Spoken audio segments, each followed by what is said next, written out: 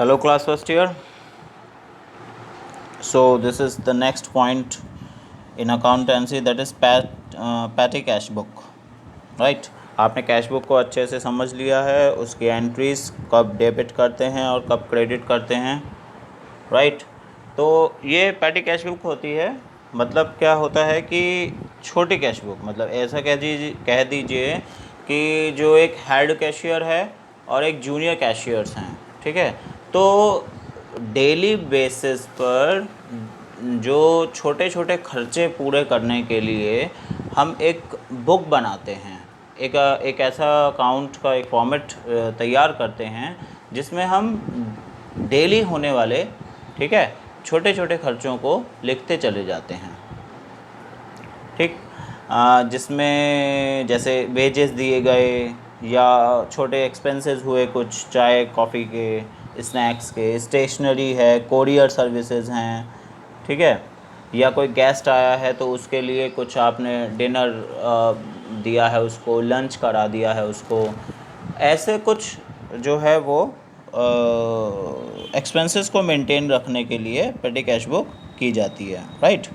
तो उसको डिफ़ाइन करने में ये कहा जाता है कि what ever may be the size of the firm, it generally has to make a large number of small payments relating to various petty expenses, ठीक है? चाहे कितना भी बड़ा साइज़ हो फर्म का, लेकिन उसके पास बहुत सारे छोटे छोटे खर्चे होते हैं जिनको उसको करना होता है, ठीक है? जिसमें आप कह सकते हो कि पोस्टेज स्टैम्प का खर्चा होता है, ठीक है, कैरियज का होता है, कार्टेज के होते हैं, कन्वेंस होता है, स्टेशनरी होती है, एंटरटेनमेंट एक्सपेंसेस हो जाते हैं, ठीक। तो it is not advisable to record all these transactions into the cash book, है ना? कहाँ तक लिखते घूमेंगे आप, कैश बुक का साइज़ बहुत बड़ा हो जाएगा, ठीक। तो उससे बचने के लिए आप कैश बुक में मेन जो ट्रांजेक्शन्स होते हैं, बड़े ट्रांजेक्शन्स होते हैं, उनको लिखते हैं, और कैश बुक से टोटल लेकर आप वहाँ पर एक्सपेंसेस और या फिर रिसेप्ट्स के थ्रू एंटर करा देते हैं, ठीक है? कैश बुक में नहीं करते आप, ठीक है? Otherwise clerical work will increase, है ना? क्लैरिकल वर्क ज़्यादा तो हो ही जाएगा, सही बात है, ठीक। तो इसलिए आप सारे एक्सपेंसेस को करते हैं, जो भी छोटे छोटे एक्सपेंसेस हैं उनको आप मेंटेन करने का काम करते हैं, ठीक है? इसमें आता है सबसे पहली बात में, वो होता है इम्प्रेस सिस्टम।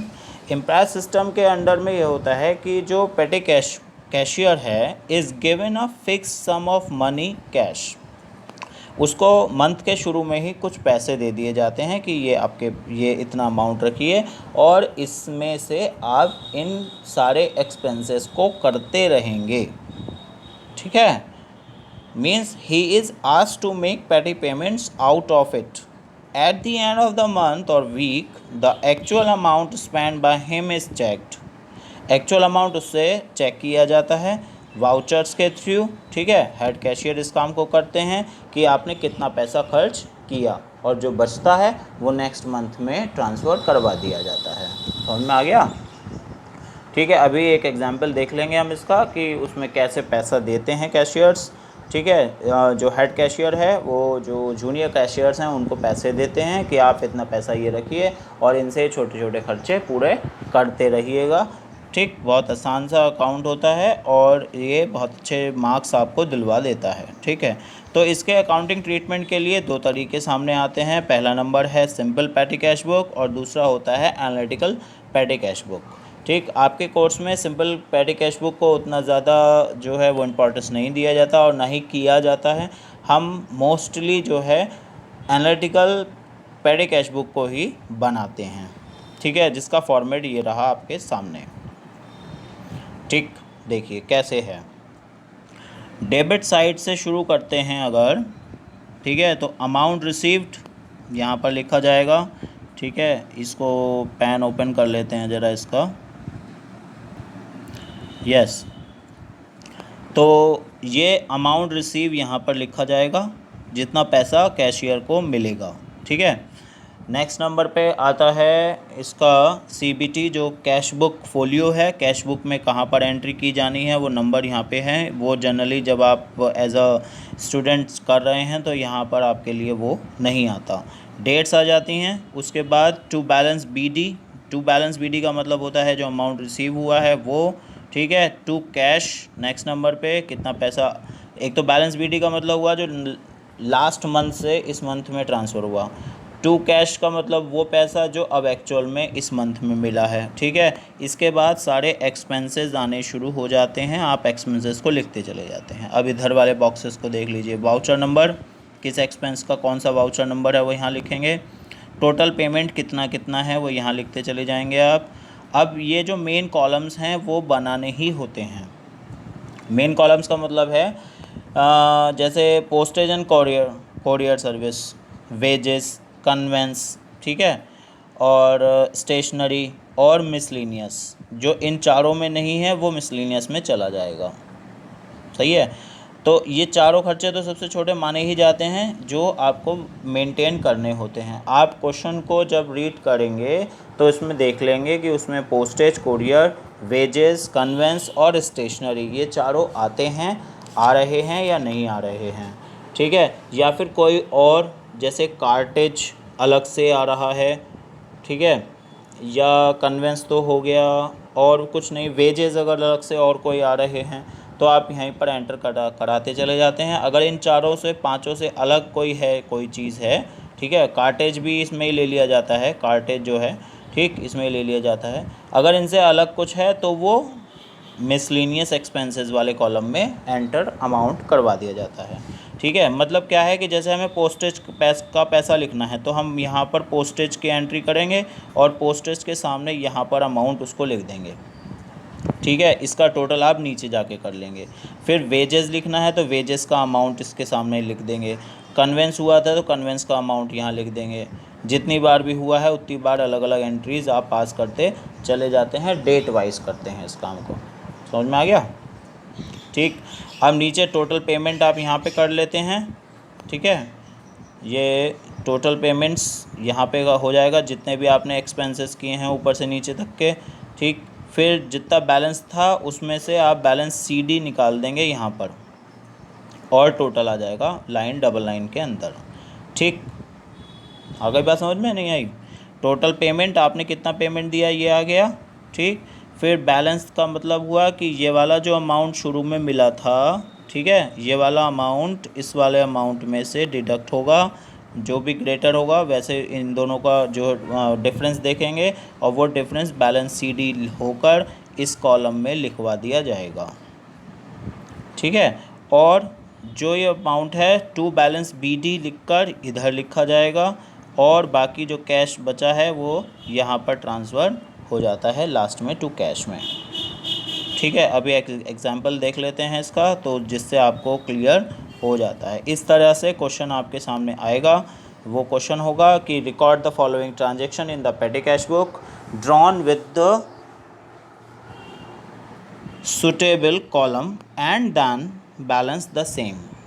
सुटेबल कॉलम इसलिए लिखा है कि वही पोस्टेज का कॉलम, वेजेस का कॉलम, कन्वेंस का कॉलम है, कार्टेज का है, स्टेशनरी का है और मिसलेनियस का कॉलम है। ये सारे कॉलम्स आप सुटेबल कॉलम्स को बनाकर ही काम करेंगे, ठीक है। अब देखिए क्वेश्चन कैसे है। जनवरी 1, 2017 की बात है। पेटी cashier is given a monthly impressed amount of 10,000 rupees. He spent last month 9,200 and got the balance from the head cashier today. उसने पिछले महीने मतलब जो है कितना पैसा दिया गया है 10,000 रुपये। पिछले महीने कितना खर्च किया था 9,200 रुपये खर्च कर दिए थे। इसका मतलब उसे 10,000 रुपये हर बार दिए जाते होंगे, तो 800 रुपये उसके बचे हुए हैं, ठीक है। 800 रुपीज़ जो है वो बैलेंस BD हो गया हमारा, सही है। और उसके बाद ये एक्सपेंसेस हुए हैं, आपने वेजेस पेड किए हैं 6,600 रुपीज़ के वेजेस हुए हैं, सन्ड्री एक्सपेंसेस 100 रुपीज़ के हुए हैं, स्टेशनरी 700 रुपये की दी है और कोरियर के चार्ज 200 रुपये लगा है 12 तारीख को। परचेस किया आपने स्टैम्प्स को, ठीक है, 750। Paid wages to casual labour को आपने 500 रुपये का पेमेंट दिया है। स्टेशनरी दी है 400 रुपये की। जनरल एक्सपेंसेस हुए हैं 610 रुपये के, कार्टेज आपने 800 रुपीज़ का दिया, और एडवर्टीज़मेंट का थोड़ा सा पैसा था वो 900 रुपये आपने पेड करवा दिए हैं। ठीक है, ठीक। पोस्टेज का पैसा 400 रुपीज़, टैक्सी का फेयर देना पड़ा 840 रुपीज़, एंटरटेनमेंट 600 रुपीज़, कैरियज दिया 500 रुपीज़ का, और पेड फॉर पेटी एक्सपेंस रिपेयर, छोटे बहुत रिपेयर्स हुए थे उसमें 700 रुपीज़ इस मंथ में लग गए हैं। ठीक है, रिपेयर मतलब कि जैसे कोई स्टूल ख़राब हो गया हो, टेबल ख़राब हो गई हो, वायर चेंज करना हो, ट्यूबलाइट चेंज करनी हो, स्विचेस हों, ठीक है, व्हाटएवर, सो ये सब कुछ है। ठीक है, क्वेश्चन आपको समझ में आ गया है, एक बार आप ऊपर से फिर से देख लीजिए। ठीक है, चाहें तो आप इसे पॉज करके इसको नोट कर लीजिए, पूरा एक नोटबुक पे सामने रख लीजिए, और जब इसका सॉल्यूशन शुरू हो तो आपके पास आप दोनों तरफ से देख पाएँ। ठीक है, तो आपको ईजी हो जाएगा इसके लिए। ठीक है, क्या करना है, इसको नोट कर लीजिए। ठीक, और दूसरा जो सॉल्यूशन अब स्टार्ट होने वाला है इसका, तो सॉल्यूशन को सामने रखकर आप इसे देखते चले जाएं कि एंट्री कहाँ से कहाँ तक जा रही है, कौन से कॉलम में क्या कब लिख रहे हैं आप, वो आपको यहाँ पर दिखाई देता रहेगा। समझ में आ गया? ठीक है, चलिए तो स्टार्ट करते हैं। अब 31 जनवरी तक की बात है। ये रहा इसका सॉल्यूशन। ठीक है, इसको वर्ड में बनाया गया था तो लाइंस में थोड़ा सा आप देख पा रहे हैं। ठीक है, दिखाई दे रहा है आपको ठीक से। तो नंबर 1 से स्टार्ट करते हैं। कहाँ से? अमाउंट कॉलम में सबसे पहले आपने ये 10,000 रुपये पूरे कर लिए हैं, 800 इधर और 200 रुपीज़ यहाँ पर। तो 800 का बैलेंस बन गया था, आपको बताया था 800 का बैलेंस बन गया है। दूसरी तरफ 900 रुपीज़ का क्या बना है, 9,200 रुपीज़ का कैश हमारे पास इस बार आया है। ठीक है, न्यू कैश जो है वो कितना का हो गया, 9,200 रुपीज़ का, और 800 रुपीज़ का बैलेंस बन गया। ठीक है, आगे उसमें कुछ नहीं लिखना है, ये कॉलम खाली रहेगा। सही है बात? चलिए आगे चलते हैं। अब पहला जो एक्सपेंस हुआ था, आपने डेट लिख दी इन दोनों की। ठीक, पहला एक्सपेंस हुआ था 2 जनवरी को बाय वेजेस। टोटल आप एक बार यहाँ लिखते चले जाएंगे, और कॉलम्स आप देख रहे हैं कि postage and courier, wages, conveyance, cartage, stationery और मिसलेनियस। ठीक है, वेजेस 600 रुपीज़ उसके कॉलम में यहाँ पर आ गए, और 600 रुपीज़ यहाँ पे भी लिखते, ये हम तो लिखते चले ही जाएंगे। आप सारे खर्चे पूरा का पूरा जो क्वेश्चन है वो यहाँ लिख दो सीधा। ठीक है, उनके पैसे लिख दो, फिर उसके बाद एक एक करके कॉलम में लिखते चले जाओ। सही है, और लैंडस्केप में ही बनाना अपनी नोटबुक पे, पोर्ट्रेट में नहीं आएगा। लैंडस्केप का मतलब होता है नोटबुक को ऐसे घुमा देते हैं। ठीक है, ऐसे लैंडस्केप बन जाता है वो। ठीक है, तो लैंडस्केप में ही आप इसको बनाएं तो आसानी से आप एंट्री कर पाएंगे। तो वेजेस होगा 600 वेजेस के कॉलम में, बाकी सारे कॉलम खाली रहेंगे। ठीक है, यहाँ तक। उसके बाद होते हैं सन्ड्री एक्सपेंसेस। अब इसका कोई पर्टिकुलर कॉलम तो होता नहीं है, इसलिए आप 100 रुपीज़ को डायरेक्टली कहाँ दिखा देते हैं, मिसलेनियस एक्सपेंसेस में दिखा देते हैं। ठीक है, नेक्स्ट नंबर पे आता है स्टेशनरी। स्टेशनरी 700 रुपीज़ की थी। ठीक, तो स्टेशनरी के कॉलम में 700 रुपीज़ आपने यहाँ पर दिखा दिए। इसी तरह से सारे खर्चे आप धीरे धीरे दिखाते चले जाइए, जिनके कॉलम्स बने हुए हैं उनमें एंटर करना है, बाकी को मिसलेनियस में डालते चले जाना है। ठीक है, अब लास्ट में आप जब जाते हैं 700 रुपीज़ का रिपेयर आप कर दिया है आपने पेमेंट, तो आप इसका टोटल पेमेंट करवा देंगे।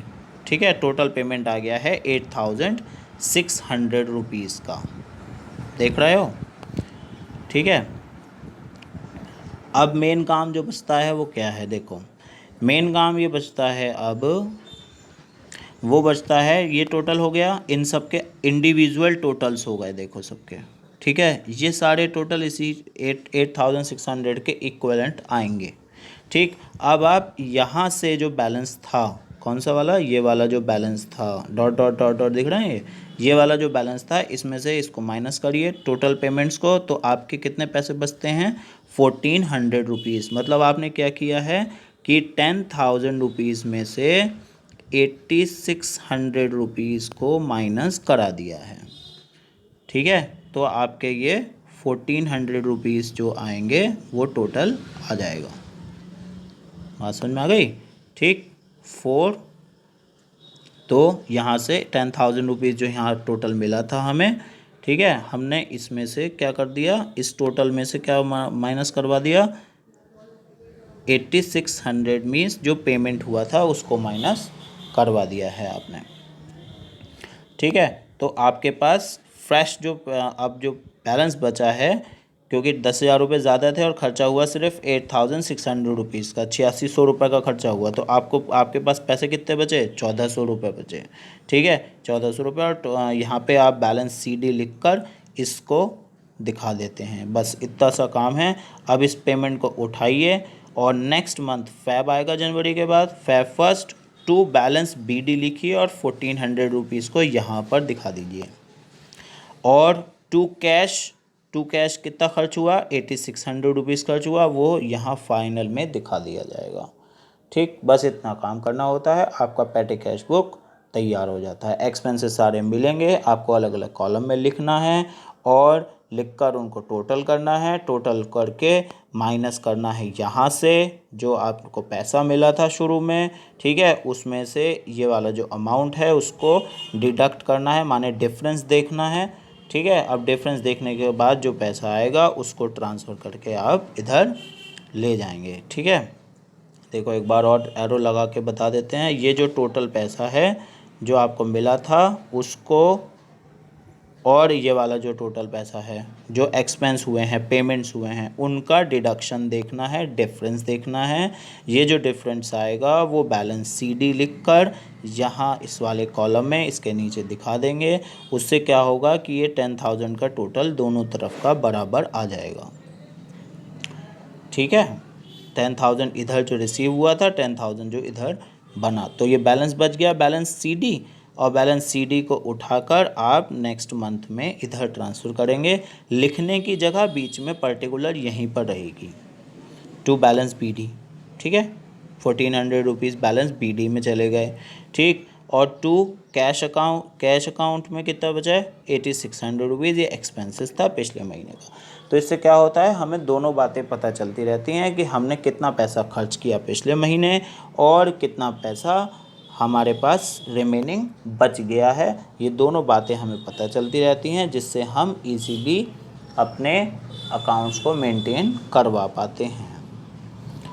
ठीक है, तो बस ये इतनी सी कैश बुक होती है जिसको आप इस तरह से कैरी कर पाते हैं। पेटी कैश बुक नाम है इसका। ठीक है, एनालिटिकल जो पेमेंट्स हैं उनको डिज़ाइन करते हुए हम इसको एंटर कर पाते हैं।